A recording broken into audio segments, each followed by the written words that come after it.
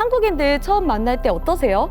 처음 만난 사이에도 1시간 넘게 밥을 먹고 친분을 쌓고 술을 마시고 이곳에서는 막상 이런 방식으로 네트워크를 한다면 친구도 아닌데 용건 없이 목적 없이 하는 물음표가 따라다닙니다. 다음으로 인연을 이어가기는커녕 의미 있는 대화하기가 너무 어렵다. 이 프로그램은 대한민국 과학기술정보통신부 방송통신발전기금으로 제작되었습니다. 안녕하세요. 저는 서울경제신문 실리콘밸리 특파원 정혜진입니다.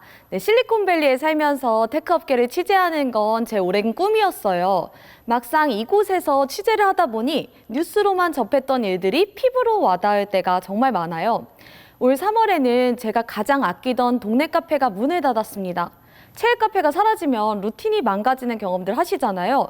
저희 동네 일대에서는 라떼 맛이 무엇보다 좋고 동네의 스타트업 창업자분들이나 VC분들이 같이 미팅을 하기도 하고 또 리프레시를 하려고 같이 탁구를 치기도 하는 동네 사랑방 같은 곳이었습니다. 여기서 저는 일주일에 2~3번씩 이제 좀 이곳에 사람들을 만나곤 했는데요. 바로 이곳은 실리콘밸리 뱅크에 입주한 카페였습니다. 실리콘밸리 뱅크는 실리콘밸리만의 생태계를 반영한 독특한 은행이었어요. 기존에는 대출 조건을 충족할 수 없는 스타트업들을 대상으로 대출을 해주기도 하고 그 스타트업들이 이제 자라서 유니콘이 되거나 나스닥 상장을 하면 다시 예금을 하기도 하면서 선순환을 하는 상태로 동반 성장한 곳이었죠. 놀라운 건 40년 역사를 가진 이곳이 파산하는 데 걸린 시간은 단 36시간. 한때 이 은행의 예금 잔액이 하나로 250조 원에 달했는데 말이죠. 너무 빠르게 무너졌다 보니 몇몇 이들은 이 같은 뱅크런의 시작을 슬랙 메신저 창으로 지목을 했어요. 몇몇이 트위터를 통해 이상 징후를 올리고 이게 VC분들의 슬랙에 돌면서 각 포트폴리오 기업에게 지금 돈을 빼는 게 낫겠다, 위험하다 이런 이야기들 공유한 거예요. 그러다 보니 순식간에 은행이 감당할 수 있는 인출 한도를 넘어선 거죠. 모바일 시대의 첫 대규모 은행 파산으로 꼽혔는데요. 저는 오히려 실리콘밸리에서 벌어졌기 때문에 이 같은 속도가 가능했다고 생각합니다. SVB 파산 전날 함께 식사를 했던 분이 있었어요. 그래서 그 창업자분께 걱정되는 마음에 물어봤어요. 그랬더니 이미 계좌에 있던 자산을 잘 인출했다고 하면서 다들 걱정되는 마음에 정보를 빠르게 공유해줬다라고 하더라고요. 파산이라는 비극은 나왔지만 뱅크런의 시작은 빠르게 정보를 전해주려는 선의에서 비롯된 거죠.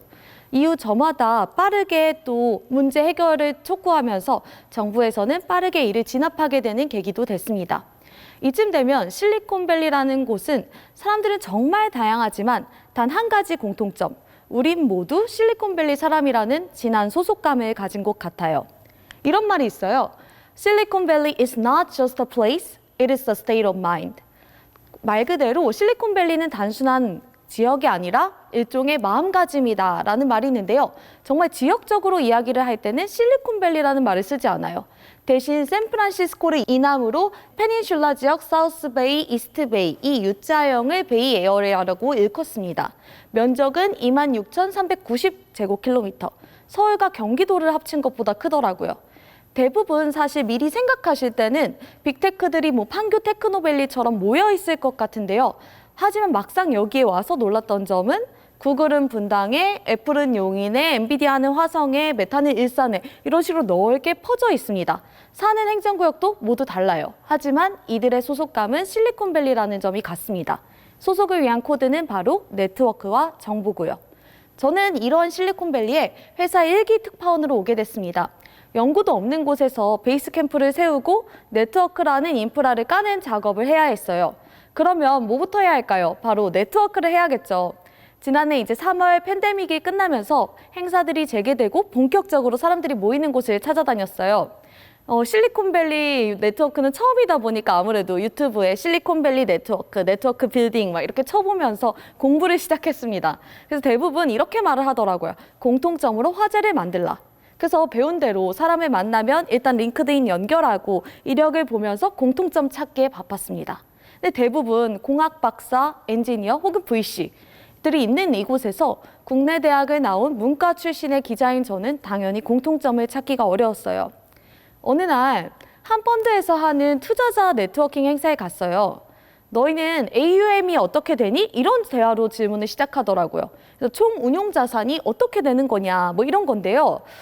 사실 질문을 몇 가지를 하고 이게 원하는 범위 내에 있으면 우리랑 핏이 맞네 하고 끼워주는 곳에선 전 명백한 이방인이었어요. 특히 이분들이 궁금해할 게 제게는 없다는 사실에 크게 위축됐습니다. 너는 무슨 일을 해? 실리콘밸리에선 어떤 게 좋아? 라고 질문을 해줘도 정작 이렇게 대답을 하려다가도 상대가 관심이 없는 것 같으면 so far so good 하면서 슬그머니 대화를 마무리하게 됐어요. 같이 밥을 먹는 자체가 고역이고 자연스럽게 대화를 해야 하는데 어느 순간 이제 추임새만 내면서 어색하게 따라 웃는 저를 발견했죠. 자괴감이 들었습니다. 그래서 밥은 충분히 먹었음에도 맨밥을 계속 입에 넣다가 결국 체하고 그런 일들도 있었어요. 그래서 저는 계속 이런 창 안에서 실리콘밸리라는 창 밖을 바라보는 그런 위치에 있었던 거예요. 그러던 어느 날 스탠퍼드 교수이자 연쇄 창업가이시고 많은 스타트업의 어드바이저로 참여해서 도미노 엑싯에 성공한 분을 만났어요. 대화를 이제 평소처럼 마무리하려고 하는데 고민을 말해보라고 하시더라고요. 근데 이번에는 좀 느낌이 달랐어요. 그래서 용기 내 이제 가장 큰 고민을 털어놨습니다. 네트워킹 자리에서 만났는데 다음으로 인연을 이어가기는커녕 의미 있는 대화하기가 너무 어렵다 이렇게 말을 했어요. 그분이 이제 지그시 보시더라고요. 그러면서 방금 우리 대화에 답이 있어 라고 하시는 거예요. 그러면서 이렇게 말하셨어요. Tell others exactly what you need 라고 말씀하셨어요. 그러니까 네가 원하는 바를 정확히 이야기해야 한다.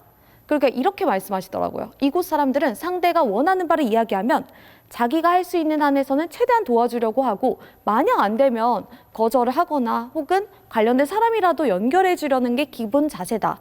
이게 실리콘밸리 사람들이 생태계에 내고 있는 세금 같은 거다라고 말하더라고요. 사실 실리콘밸리는 살인적인 렌트비의 높은 물가, 높은 세율로 정말 유명한데요. 여기에 아마 유일하게 기꺼이 내는 세금이 바로 이것일 거라고요. 그래서 처음에 사람들이 만나면 앉자마자 하는 이야기들이 있어요. How can I help you? 이게 마치 커튼 씌어지도 아닌데 너무 당연하다는 듯이 얘기를 할 때가 있어요. 그래서 이 세금을 기꺼이 내는 이유는 뭘까요? 바로 누군가의 성공에는 누군가가 처음 내민 손이 있었다는 집단적인 믿음이 바탕이 되는 거죠.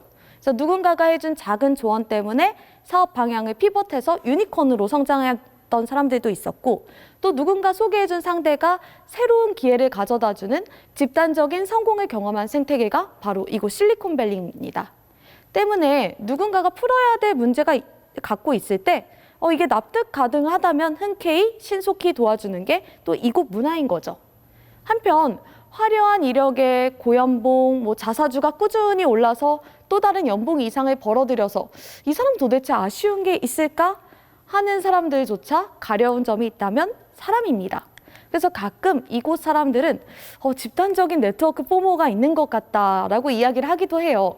네트워크가 곧 정보이고 이게 창업과 커리어에서 아주 중요한 자원으로 작용하다 보니 더더욱 그런 것 같습니다. 그렇다 보니 만남의 방식도 굉장히 다릅니다. 한국인들 처음 만날 때 어떠세요? 처음 만난 사이에도 1시간 넘게 밥을 먹고 친분을 쌓고 술을 마시고 간혹은 사우나까지 가서 형님 동생 하는 경우가 많아요. 정을 일단 먼저 쌓고 후위를 도모하자 이런 건데요. 이곳에서는 막상 이런 방식으로 네트워크를 한다면 친구도 아닌데 용건 없이 목적 없이 하는 물음표가 따라다닙니다. 처음 저도 놀란 부분이 이제 캘린더에 타임슬롯을 공유해 주는데 짧으면 15분, 길면 30분 단위의 미팅들이 대부분이라는 점이었어요. 더 놀라운 건 저희한테 사실 그렇게 짧은 시간은 오디션급인데 그 상황 속에서도 충분히 할 말을 전하고 서로의 의사를 확인하고 팔로우업 한다는 거죠. 제가 오픈 AI에 초기 투자한 비노드 코슬라를 만났을 때가 있었어요. 그때 되게 인상적인 말을 들었습니다. 한 해에 본인이 만나는 사람은 1000명 이상이다.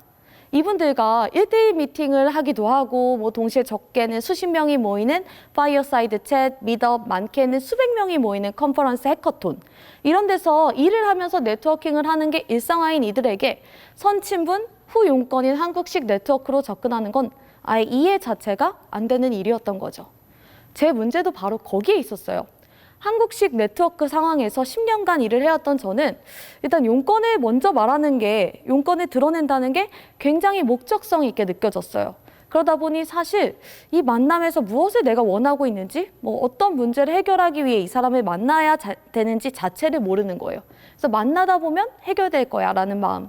저도 뭐가 문제인지 모른 채 상대한테 나도 모르는 내 마음 좀 알아봐줘 하면서 변죽만 두드리고 있었던 거죠. 그러다 보니 제 태도는 이래도 그만 저래도 그만인 모습이었어요. 다른 사람들에게는 특히 굳이 궁금하지 않은 사람이었겠죠. 이후에는 제가 좀 달라지기 시작했어요. 그래서 항상 해결해야 할 문제를 내가 인식한 상태에서 상대에게 원하는 바를 이야기하고 기회를 만들 수 있도록 저를 훈련했어요. 그 결과 최근 구글을 퇴사하면서 화제를 일으킨 딥러닝 그루인 갓파더로도 불리는 제프리 힌턴 토론토대 명예교수님을 국내 언론 최초로 대면 인터뷰할 수 있었습니다. 저는 여러 곳으로 이제 문을 두드렸는데요. 개인 메일에 그치지 않고 그분이 속해 있는 연구소, 대학, 기관, 뭐 그런 커뮤니티, 캐나다 법인까지 연락을 했습니다. 나중에 이제 직접 자택에서 만난 힌턴 교수님이 이렇게 말하더라고요. 아시아에서 온 친구가 하나도 빠짐없이 이렇게 연락을 다 한 경우가 없었다 하면서 대단하다라고 말씀해 주시더라고요. 제가 실리콘밸리식 네트워크 접근법을 어떻게 보면 익히고 처음 실행해 본 계기였던 거죠. 그래서 원하는 바를 이야기할 수 있는 게 1단계라면 이를 완성해주는 2단계는 바로 상대방의 입장에서 생각하고 상대방이 필요로 하는 것을 가장 효과적인 방식으로 도와주는 그런 겁니다. 관계는 모두 상호적이기 때문이죠. 아까 힌턴 교수의 인터뷰로 되돌아가면 이분은 이제 AI 분야에서는 정말 교과서적인 인물이세요. 컴퓨터 공학계의 노벨상으로 불리는 튜링상을 이제 공동 수상하시기도 했고 논문 피인용 건수만 70만 건이고 이게 다 이제 상당 부분이 최근에 피인용이 이루어졌습니다. 근데 그렇다고 해서 모든 분들이 이분의 명성을 아는 건 아니에요. 특히 뭐 제가 있는 언론사 조직 같은 경우에요. 그래서 제가 제프리 힌턴 교수님을 인터뷰하러 토론토에 갔을 때 이제 토론토의 투자청인 토론토 글로벌의 시니어 어드바이저를 만났어요. 캐서린 리라는 분이었는데 이분이 인터뷰 사실을 듣고 나서는 너무 놀라시는 거예요. 그분은 이제 한국의 대기업뿐만 아니라 미국의 월스트리트저널 같은 경우도 하고자 했지만 인터뷰를 못하고 돌아갔다 이런 경우를 말을 하셨어요. 근데 그때 이분이 던진 질문이 뭐였냐면 회사에서는 이 인터뷰가 얼마나 중요한 것인지 알고 계신가요? 그리고 이에 맞는 위치에 그 지면에 배정을 해줄 계획인가요? 이렇게 묻는 거예요.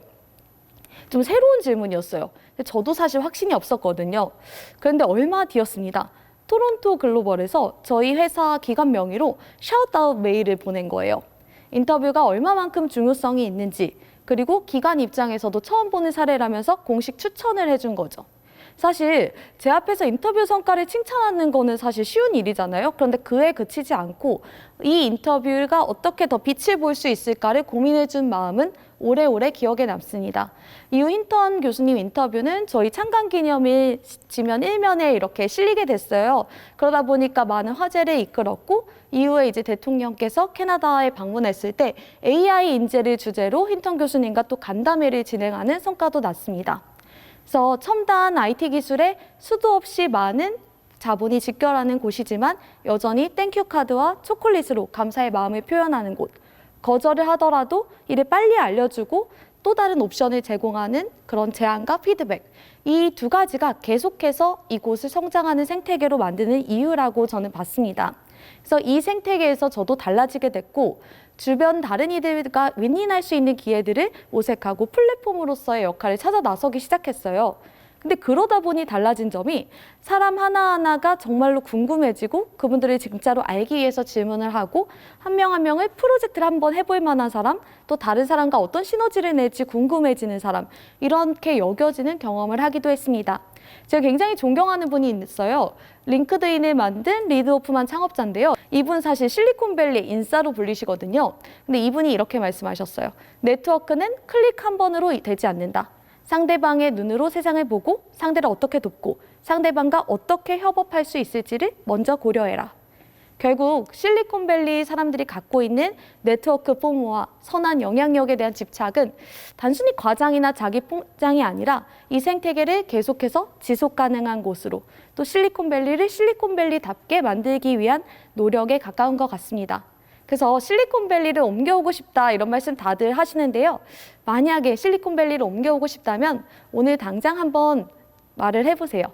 How can I help you? 감사합니다. 이 프로그램은 대한민국 과학기술 정보통신부 방송통신발전기금으로 제작되었습니다.